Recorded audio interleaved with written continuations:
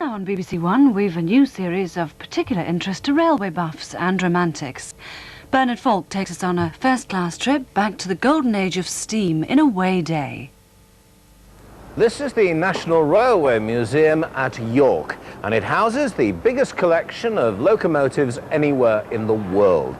Just look at these magnificent beasts, spanning 160 years of our British railway history.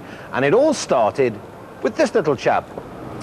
Yes, George Stephenson's rocket, the first locomotive anywhere in the world to carry passengers, as it would have looked in 1830. The first intercity actually began its life on the somewhat unglamorous setting of the Liverpool to Manchester line. Well, what a lot has happened since then. And it's an appropriate time, as we enter a new era for our railways of the high-speed trains and the Channel Tunnel, to take a look back into the nostalgia of the golden age of steam, and to do it through the eyes of railway nutters just like me. So join us now on our Away Day.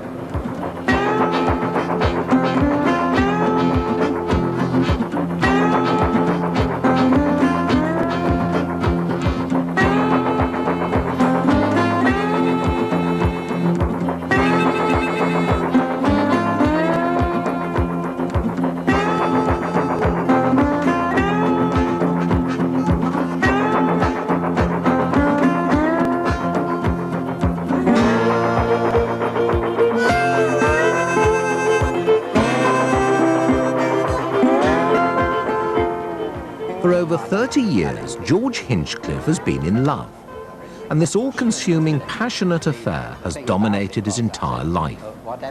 George, a 64-year-old ex-schoolmaster, was bowled over by a fast, racy lady when both of them were young, and this steamy relationship has continued now they're in retirement. Pretty, isn't she? This is a 1923 Class A1 steam loco. You're looking at the Flying Scotsman. Now, when did this love affair between you and it actually begin, George? It started, really, because I was born in the same year as this one was made. Yeah. And when I was 5, Mother and Father took me to see the locomotive on public exhibition in Lincoln, and I thought it was beautiful. What did you think? I mean, why did you suddenly fall in love with this? I just liked the look of it. Yeah. I liked the look of its face. Yeah. And the beauty of the wheels and all the motion. And when it moved, I thought it was absolutely beautiful to see all these things going round and the wheels turning. It was a lovely sight. Now, it is, in fact, the most famous locomotive in the world. Without a doubt, yes. Why? It was named in 1925 after the LNER's most famous train, which thousands upon thousands of people had travelled from King's Cross to Edinburgh. Everybody knew the Flying Scotsman ever since 1880. Now, it still operates, and we can still play with it, can't we? We can, yes. So this is it, George? It is. You're about to go onto the footplate of the world's most famous steam locomotive, Bernard. Treat it with reverence. There it is, then, all the valves. This is the, Yeah. Is this the driver's seat? Yeah, that's right. Marvellous. And what are all these things? I mean, obviously they're steam valves. Yes. And what's this, Well, for example? just relate it to a car. Yeah. That starts it. Yeah. That stops it. Yeah. That reverses it. Yeah. And And- what's it like to drive, George? Well, you can have a go at driving this if you like, but remember, it takes men years and years and years Yeah. to get to a stage where you don't really know where the driver ends and the locomotive begins, because they're all part of it. But you can move it all right. What do I do? Put this into forward gear. Yeah. Right. Right. Okay. Have we got my old plates up? Yeah. Right. And that? Now then, pull that, Yes. open and then close it, and the engine will move. Now stay with me, George, all right? Yeah, right. Oh, wonderful. That's it. Now shut it straight away. That's right. And we're off.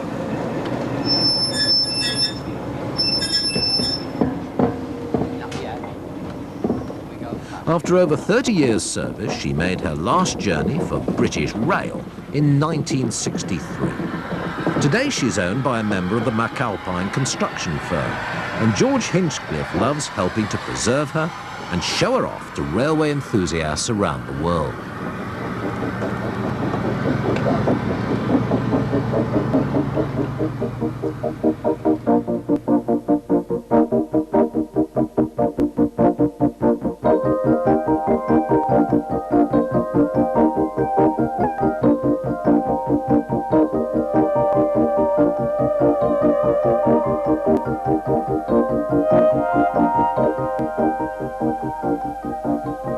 You can understand the nostalgia and the passion. They're part of us, all of us who grew up in the days of steam. It was a puffing loco thundering through the cutting of a grimy Liverpudlian suburb that took me and my dad before me, and Grandad and his dad on our first trip to London. 40 years later, I remember the excitement, the smell of coal and steam, and the sheer joy of travel.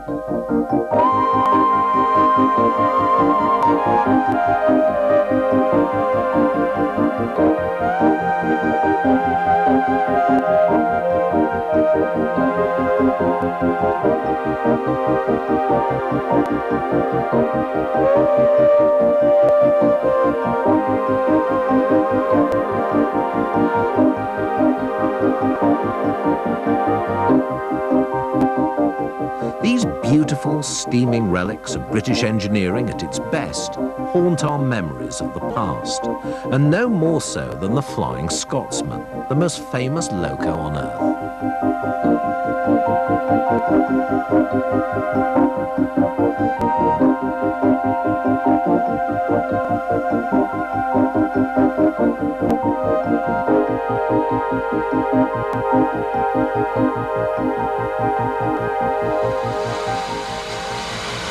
In comparison to the Flying Scotsman, the Lanky was a puffer of breathtaking unimportance.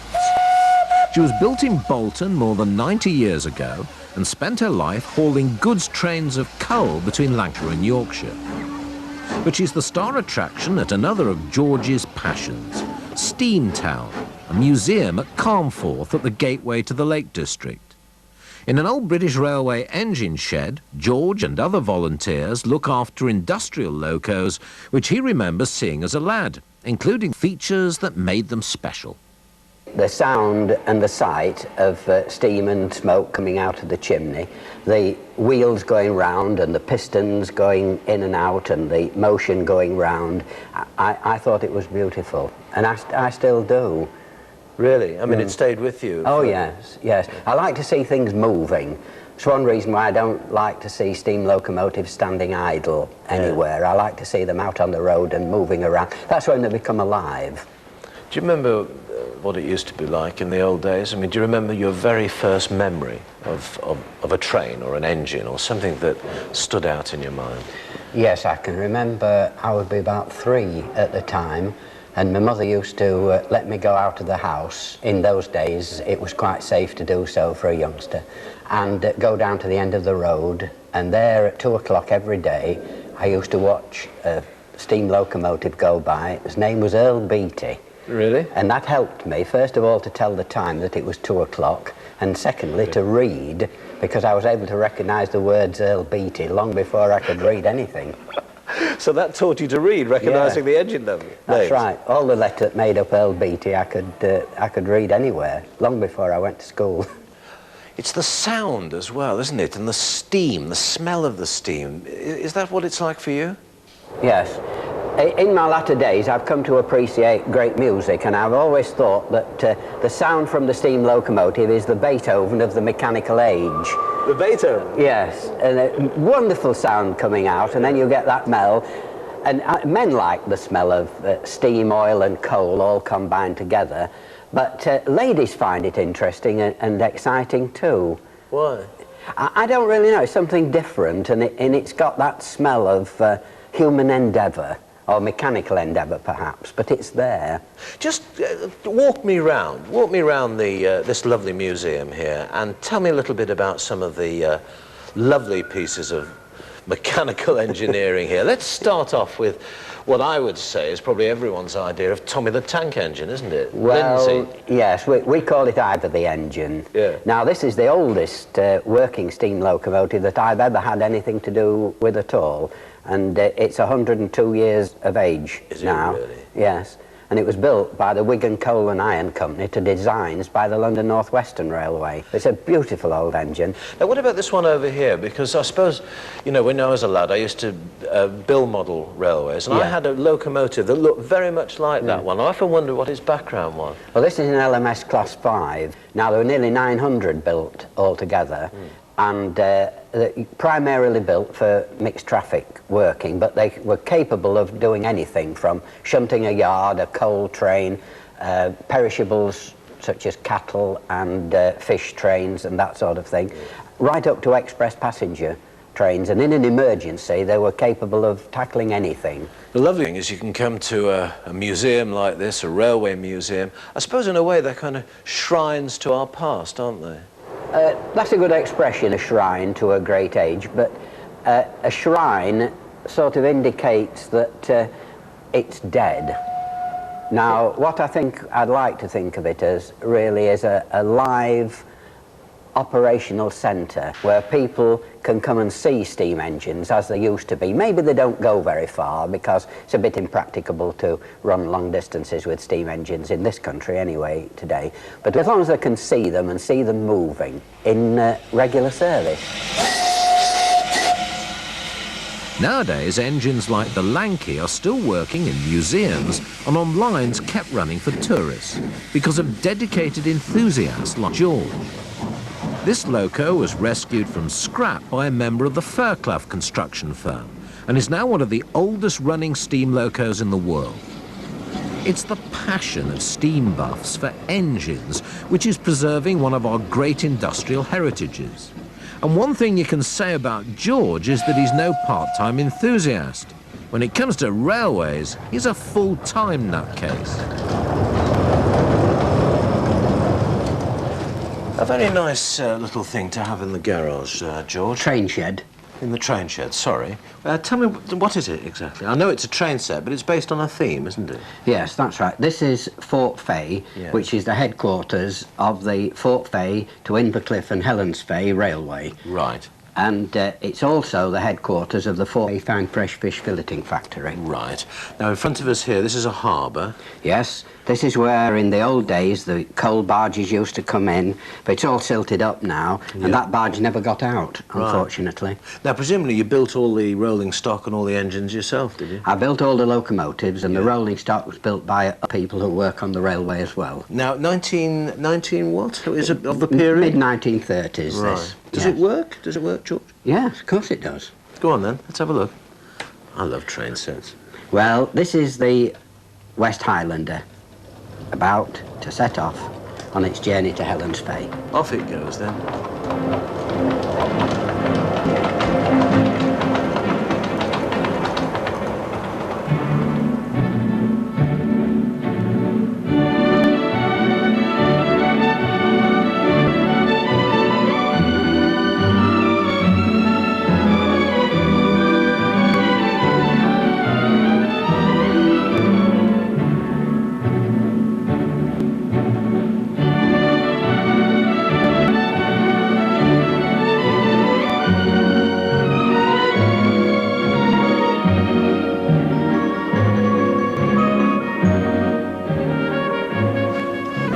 Bernard, I want you to meet Ian, who's the signalman at Inverclyffe. Hello, how are you? Bernard. Nice to meet you, Ian. Pleased to meet you, yes. This is the London North Eastern Railway Great Central Section Highland Division. I'll leave Ian to tell you a little bit about it and show you how it works here. I'm going to Helensfay signal box. Right. Well, this is the main through station. 3 controllers. And we've just had one there for Fort Fay. Yeah. And How does it work? I mean, what? well, it all works. Well, I've got some bells. Yeah. You hear the bells, and then that tells me, it's calling my attention, and Yeah. now it's giving me a bell code to tell me what type of train is going to come. How far does it run? I mean, the whole thing. The whole thing? Yeah. Well, it's right the way around, isn't it? So I would think it's somewhere in the region of 300 yards. Is it? Right. Yeah. What's that telling you down there? Now that's telling me it's just setting off. Yeah. We've got all bell codes Right. for the trains. Right. Now what we do is, it's this controller in the middle. Yeah. So we put... How do we get that one going up the line then? Well, we'll get that one going in a minute. Go on then, have a go. We'll just get this one going first. So I have to do this one. That's the middle one. So we put the controller around, and we have an amp meter. Are you a real British Rail guy? I am, yes. Really? I am, yes. What, and you come along here to just play with it? That's it, yes. I play with the real trains in the during the day, and then when I'm off duty I come here and play with these trains. It's lovely, isn't it? Brilliant. Can I have a go? Yeah, sure. Go on then. Yeah, There's a the train coming controller. up line up here. Yes. Now make it slow down to stop into the station. Right. Because you can't go any further, you see. The bell's signal's- clanging. Yeah, slow it down. That's lovely, isn't it? That's it. Now we'll tell him where the train's arrived, so we give him 2, 1. It's clanging now. Yes. And then we'll send him that other train. So we'll call him up attention. Has anyone ever told you you're a bit like Jimmy Clitheroe? Well, it's funny you should say that. Is it? Yeah. Yes, because years ago I used to be Jimmy Clitheroe's double. You didn't, did you? I did. What, on the stage? Yes. Well, you're having more fun on doing this, aren't you? Well, it's sort of showmanship again, you see. Now, it's a lovely model, isn't it? Oh, super, yeah. Yeah. But, I mean, how long did it take to build in all? About 3.5 years. 3.5 years. Yeah. Extraordinary. And any particular period? Oh, blimey, what's that? It's calling our attention. Right, now, what do I do? Well, we've got to answer him back. Do I do that? Well, no, not yet. There's nothing happening No, not here. yet. No, there isn't anything happening yet, because I won't No. switch anything on. Oh. I'm going to send him that other train over there. It's not like the sort of model railway you'd have at home, is it, really? Well, it is at home. It is, yes, I suppose it is at Yes, home. it It's is. George's home. Yes. But it's different because it goes all the way around the garden instead of being stuck in a loft or a spare bedroom. It is different, I'll give Yeah. you that, yeah. Right, well, we'll send that other train off. It's off. Yes, it's on its way. You've got it. I've got it, right. Yeah, you got it. What And are tell the him speed limits? And tell him it's coming. Now that tells them it's coming. That's telling him it's coming. It's great, isn't it? Look at it going You're now. going up the hill.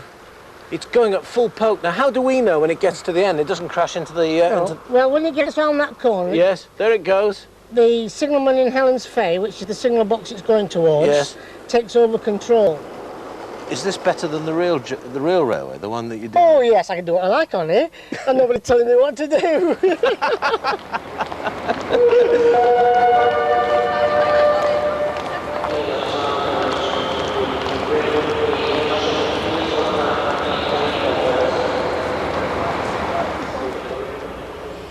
Right, bump this, isn't it? Shadow of its former self.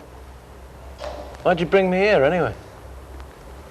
Well, I thought you'd like to see what was left of this marvellous old station in the old days where they used to change engines on the Royal Scot and all the Anglo-Scottish trains.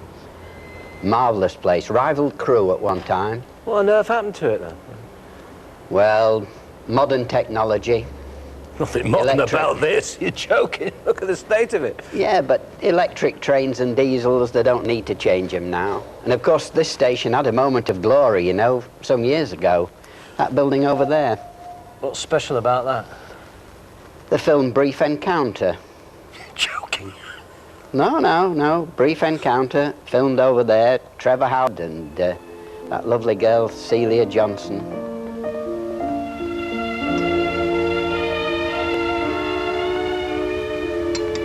You all right, darling? Yes, I'm all right. I wish I could think of something to say. It doesn't matter not saying anything, I mean. I'll miss my train and wait and see you into No, yours. please don't come over with you to your platform, I'd rather. Very well. Do you think we shall ever see each other again? I don't know. Not for years, anyway. Children will all be grown up. I wonder if they'll ever meet and know each other. Couldn't I write you just once in a while? No, at least you know we promised. Laura, dear. I do love you so very much. I love you with all my heart and soul. Nothing like a bit of romance, you know? No, it's all right in its place. I'm afraid it's not quite for me. You're not very romantic, then? Well, I am at certain times, but the railway scenes in brief encounter were absolutely marvellous. Yeah. Wonderful sight. What was special about them? Oh, locomotives coming in, plenty of steam and sound as they were going out, carriage doors banging. That's romance. Yeah, it's hard to believe it was filmed here, isn't it? It is now, because everything has changed. Even the place where they filmed it, the building and so on, all of a different purpose now. Now, what sort of things do you like, George? I like comedies. My favourite railway film is Oh, Mr. Porter, Will Hay, Graham Muffet and Moore Marriott. Wonderful stuff.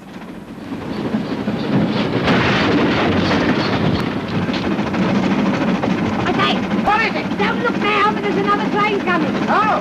Hey!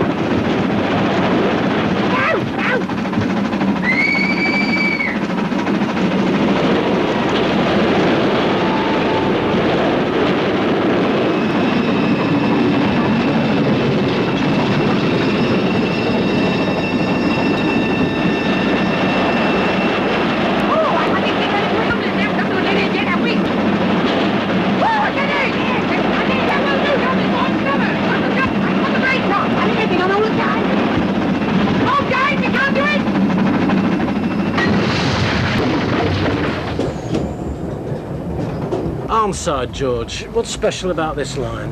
It has a very attractive viaduct and it goes over a little estuary which is part of Morecambe Bay. Yeah. Now, this line was originally built by the Furness Railway, who in fact built it from Carnforth right through to Maryport. Yeah.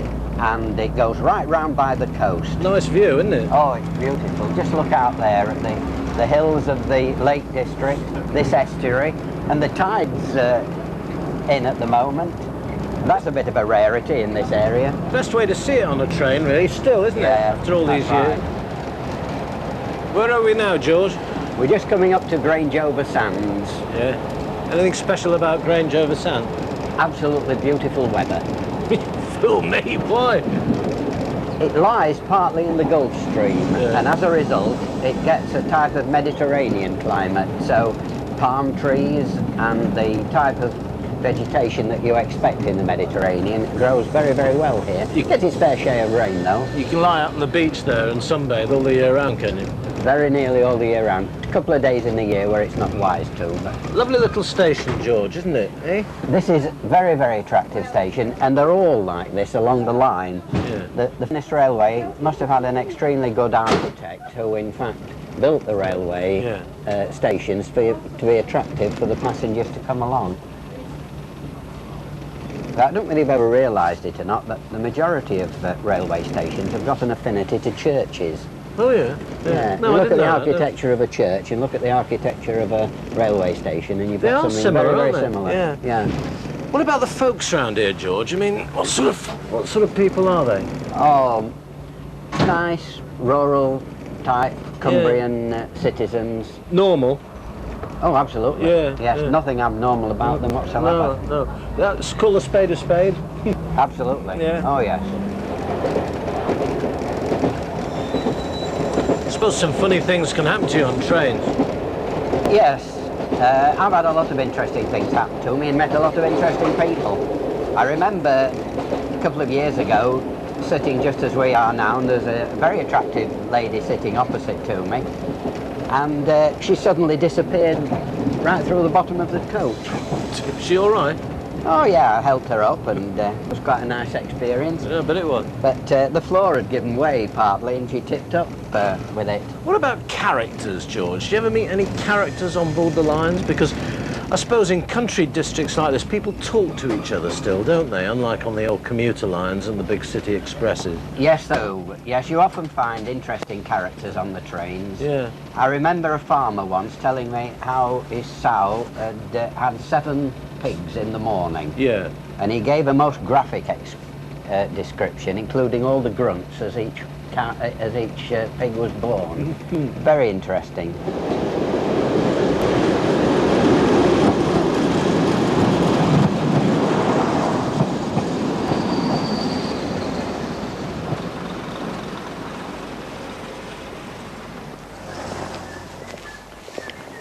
Tell you what, George, never far away from railways around here, are you? No, there are plenty of them around, but you know, wherever I go and I see a bit of land, I always think, now it'd be great to put a railway on that.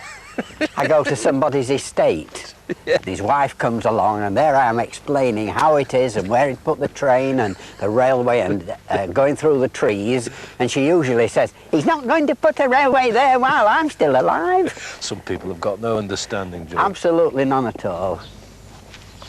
Do you ever get fed up with trains, George? Not at all. I love every minute that I spend with them. And steam? I mean, is that the really special thing for you? Oh, absolutely. There's no doubt about it that the steam locomotive is the nearest thing to a human being that mankind's ever made. Get away with you. It is. Just look at them.